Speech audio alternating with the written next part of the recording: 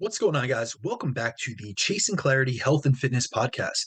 This is your host, Brandon DeCruz, and today is episode 103, where we're going to discuss the lifestyle factors limiting you from getting lean and how stress, boredom, mindless eating, and sleep loss can increase your appetite, your calorie intake, and your body fat levels.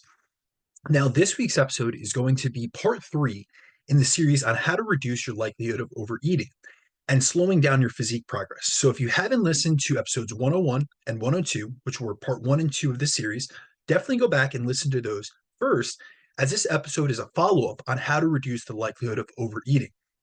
So on today's episode, we're going to cover the topics of how stress impacts your eating behaviors and food choices, the topic of emotional eating, which is multifaceted to say the least, but we're going to discuss why using food as a coping mechanism or a coping strategy isn't an effective one, which many of you probably have realized through trial and error. But I really want to get into more of the mechanisms behind it and also what to do as an alternative strategy. We're going to go through the topic or the concept of mindless eating and how that can increase your likelihood of overeating. We're going to speak about the influence of boredom on eating behaviors, which is actually a fascinating line of literature and of research that a lot of people overlook. So I do want to hit on that because we could just increase our awareness around how certain emotions or emotional situations can lead us to be in a higher predisposition towards overeating. It can help us put in safeguards into our lives and into our habits and behaviors to avoid doing things that aren't aligned with our goals. And I'm also going to discuss at the end of this podcast the impact that sleep loss has on our eating behaviors and our calorie intake. So last week, I dove into how your food environment influences your dietary decisions, your eating behaviors, and your calorie intake, as what you surround yourself with has a massive impact on what you eat, how much you eat, and what decisions you make on a daily basis, which can ultimately help you make more progress, or it can actually hinder your rate of progress. However, your environment is only one part of the equation when it comes to the lifestyle factors that influence your likelihood to succeed in your physique enhancement journey. One massive component of your lifestyle that can impact your eating behaviors, your calorie intake, your body fat levels, and body composition progress are your stress levels, how you respond to uncomfortable emotions, and then also your sleep quality and sleep quantity. And the reason I want to cover these topics is because, over the last 11 years that I've been coaching, I've had the pleasure to work with well over 1,000 clients, many of whom have been high achievers and extremely successful in multiple areas of their lives. So much of the clients I worked with initially, say during my first 5 to 6 years of coaching, they were physique competitors, including many accomplished male and female physique pros and successful amateurs. So these clients were high achievers in fitness and in transforming their body composition. And then over the last 5 years or so, the vast majority of my clientele have been lifestyle clients and business owners, including many other fitness professionals, such as other coaches. I've had dietitians, gym owners, nutritionists, trainers, things of that sort. And although many view physique competitors and then lifestyle clients almost like they're a different species, what I can say about the vast majority of the clients I've worked with in both of these categories is that they were high performers and high achievers in their given discipline. So I've worked with pros who have been on the Olympia level stage, which is the top level in bodybuilding. And then I've also worked with business executives who have worked in Silicon Valley and very successful in the business world. And although like these two different categories of individuals and clients have had different goals, different body composition starting points, different preferences, and vastly different schedules, um, the one thing that's a commonality between all of them is that they've all dealt with stress at some point in their lives, and it's often been a very high level of stress. And due to being very driven individuals, these clients have often sacrificed sleep to try to get more done and to reach deadlines, or due to having kids. And this stress and sleep deprivation has impacted many of their decisions, habits, and behaviors, especially when it comes to their eating habits and behaviors. And so there's a massive influence and impact that it has on their food and dietary decisions, which can have downstream impacts on your body composition, your body fat levels, and really your ability to get to your goals in an efficient, effective manner. Now, here's the thing. We don't know what we don't know. So often, many of us will sweep our emotions like stress and things like poor sleep under the rug because we'd rather not worry about them. And by no means do I want my clients hyper focusing on these areas of their life and catastrophizing them. Meaning, if they're not in a good place right now, I don't want them to be overly focused and fixated on the stress in their lives or the lack of sleep quality and causing themselves to ruminate on these things. However, I truly aim to empower others through education, and I like to increase my clients' awareness around factors that impact their body composition progress, their training performance, their hunger and appetite levels, their eating behaviors and habits, as without awareness of the impacts that stress, emotions, and sleep loss can have on us, we're less likely to focus on improving these factors. So, on today's podcast, I'm going to dive into how these factors within your lifestyle impact different components of your body composition and your behaviors so that you can be more aware of them and can also be inspired to start working on improving these areas of your life so they no longer hinder you moving forward. The first thing I want to discuss is stress as a whole, because every single one of us will experience some form of stress in our lives, whether that be mental or emotional stress or physical stress. And that stress can either be acute, meaning it's short term, or chronic, meaning longer term. However, think back to a time when you've been stressed and overeaten.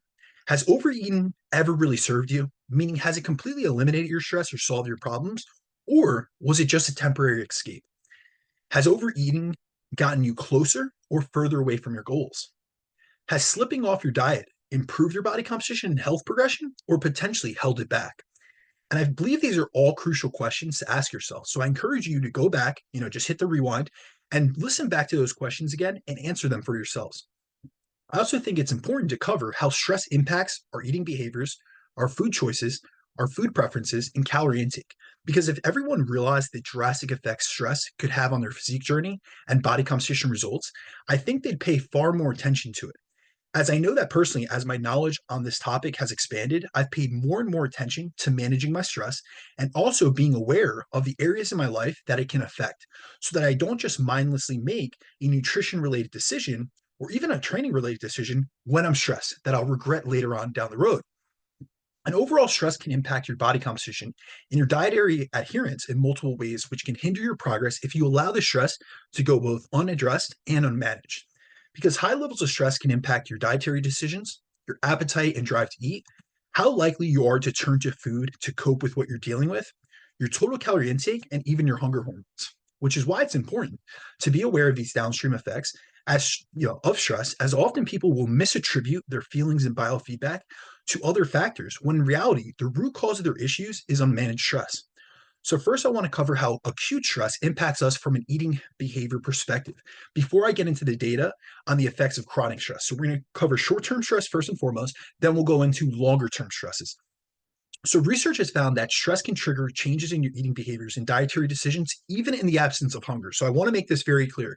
This isn't just like a confounding factor from someone dieting and having elevated stress. This can also be in the absence of a deficit, as well as in the absence of true physiological hunger. So, a 2009 study investigated the effects of acute and psychological stress on food intake.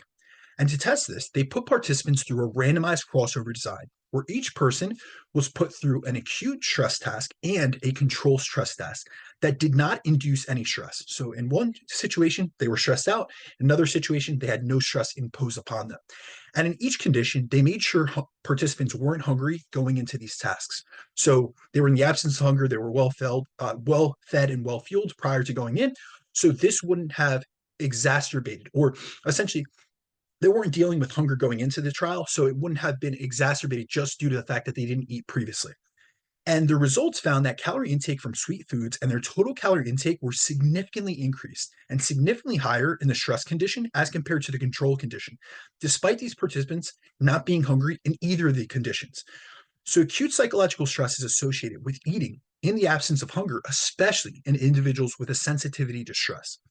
Then, in a 2011 study, researchers assessed the effects of acute psychological stress on food reward and total calorie intake. The results found that when in the stress condition, participants reported a greater wanting for snack foods and desserts and ended up eating a higher amount of calories from both carbs and fats. But notice, there was not an increase in protein, so this did impact their dietary decisions. And they also found that stress induced food intake in the absence of hunger resulted in an increased total daily calorie intake in these participants. These studies' findings are in line with much of the literature we have on stress and eating behaviors, which find that stress alters food choices, food preferences, and someone's total calorie intake. And much of the research we have looking at the effects of stress and food choices and food preferences find that when individuals are stressed, they are far more likely to make poor dietary decisions and to prefer calorie dense food sources like hyperpalatable foods which can often derail their diets due to the fact that these are foods which we've covered many times in the past this topic, but hyperpalatable foods are known to drive passive overconsumption, which is an or unintentional increase in calories and overeating, even when you don't mean to do so. So, in a 2009 study, they took women and gave them different puzzles to solve, which ranged in their difficulty. And the high stress condition, they gave them a puzzle that couldn't be solved and then monitored their eating preferences after. And when participants were in the high stress condition, they ate significantly more sweet, high fat, calorie dense food than they ate of the other lower calorie foods and healthier food options that were available to them. However, when they were in the low stress condition, meaning they were given a puzzle that they could solve, these same exact women ate far more low fat, lower calorie foods than high fat foods, which shows that your stress state and your perception of stress can alter your eating behaviors and decisions essentially from one meal or even one day to the next. So we see that even just an acute stressor can significantly change the food choices we make and the amount of calories we consume. But what about chronic stress, meaning stress that lingers around for a longer period of time? Now, when we look at chronic stress, this is going to have more of a downstream cascade essentially because it's a longer duration or a longer time course of exposure to a stressor in your life or in the system. And so chronic stress is something that many individuals are experiencing in today's day and age due to how much pressure we're all under, and also due to the fact that many disregard the importance of using exercise, movement, and a health promoting dietary pattern to enhance their stress resilience. And instead, many look at food as a coping mechanism where they overeat in response to stress, which can only, it can essentially add to your total allostatic load, which is your total stress. So think about it like this. If you're constantly stressed out about work, we're just going to use the example of work because this is something I encounter a lot with clients. So say you're constantly stressed out about work, and every time you receive another email that comes into your inbox or another assignment, you're eliciting a stress response and you're allowing your job to become a chronic stress in your life because this is something you're dealing with the vast majority of the week or on an everyday basis. Now, if you try to use food as a coping mechanism to escape that stress, it may feel good in the moment when you're eating some tasty, hyperpalatable food and distracting yourself from work and essentially the root cause of your stress. But ultimately, this is just a temporary band-aid, as you still have the same problems to deal with once you finish eating. And often, individuals who use these maladaptive coping mechanisms create more stress for themselves by engaging in these overeating behaviors. And this is not only because your original problems are still there once you finish, but you've also made a dietary decision that isn't in alignment with your goals, which causes many to feel guilt, which increases stress in and of itself. And then, if done repeatedly or repetitively, the stress induced eating behavior will result in a stalling of your progress. And in many cases, the more that you engage in this coping mechanism where you look at food as a coping mechanism, the more calories you're going to take in, the more likelihood you're going to have for higher rates or higher cases of overeating. And in many cases, that's going to cause weight gain, which is not only adding a physical, metabolic, and health stress to your life, but it often results in you feeling extremely frustrated and discouraged about the fact that you're not achieving the physique progress you desire. Now, a national survey found that nearly 50% of people report feeling greater stress now than just 5 years ago. And 43% of those individuals report using food to cope with their stress. The high prevalence of stress related eating has also been thought to be a contributing factor or a contributing aspect to the increasing prevalence of overweight and obesity in the US. Whereas of the most recent stats, so this was done in 2018, or this was of up to 2018, we see that 73% of adults over the age of 20 are overweight or obese, with 42.5% of US adults having obesity and over 31% of adults being overweight. Experiencing chronic stress and having elevated cortisol levels in response to chronic stress has been shown to increase the desire for calorie dense items like highly processed hyperpalatable foods, which are easy to overeat, which is how stress can impact your food choices, your total calorie intake, and can play a role in whether you're able to reach your physique goals or not. And managing stress is especially important when your goal is to drop body fat, as going for hyperpalatable foods when you're stressed is an easy way to erase the deficit you need to maintain to effectively lose body fat. And oftentimes, those who use food as a coping mechanism with stress will eat far more calories than they intend to, which often puts these individuals into a surplus and can lead to weight gain rather than their actual goal, which is weight loss. And when you're experiencing high levels of stress, you're more likely to overeat calories, especially if you have hyperpalatable, tasty foods around you, which is why it's especially important to modify your food environment, especially during a period of high stress, as you're more predisposed to have a desire for and to consume comfort foods like, your cookies, your cakes, your chips when going through a high stress period. So one way to set yourself up for success and to minimize the likelihood of you engaging in these behaviors that aren't in alignment with your goals is essentially to remove these items from the place that you spend the most amount of time, such as your home or your work environment, which is what we covered in detail in last week's episode, which was episode 102. So if you haven't listened to that episode, definitely go back and check it out as I discussed a bunch of tips and a bunch of useful strategies on how to improve your food environment to make sticking to your diet easier, which is essentially what we want. We want to make consistent actions the easiest to adhere to. And there have been countless studies conducted where they'll put individuals under high levels of stress and monitor their eating behaviors. And they see that during times of high stress, people consume far more calories, especially if they have access to hyperpalatable, processed, and/or packaged foods, which are usually high in refined sugars and fats, which is why we want to put ourselves in the best position to succeed with our physique goals and make sure that these types of foods are out of sight and out of mind.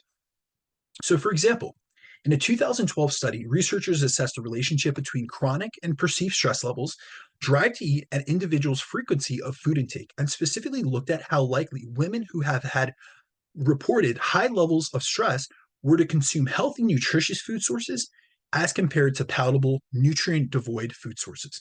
So we're looking at, their likelihood of consuming, nutrient dense food sources versus hyperpalatable food sources when they're in a state of high stress. And they found that those who had higher levels of reported stress experienced a greater drive to eat, greater feelings of hunger, disinhibited eating, meaning that they had a more difficult time making food decisions that were in line with their goals, and they also had a higher likelihood for binge eating. And those with higher stress levels also tended to have a higher intake of more palatable, non nutritious foods, yet a lower intake of nutritious foods. So, this data suggests that stress exposure may lead to a stronger drive to eat and may be one factor promoting excessive weight gain.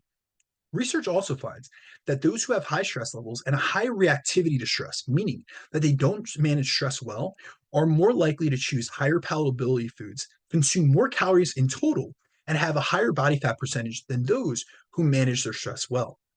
So, in a 2013 study, researchers investigated the influence of chronic stress and acute stress reactivity on food choice, food intake, and body composition. And in this study, they took women and either exposed them to a stress task or a control task, which was a calming movie. And then in both situations, they examined their HPA axis activity.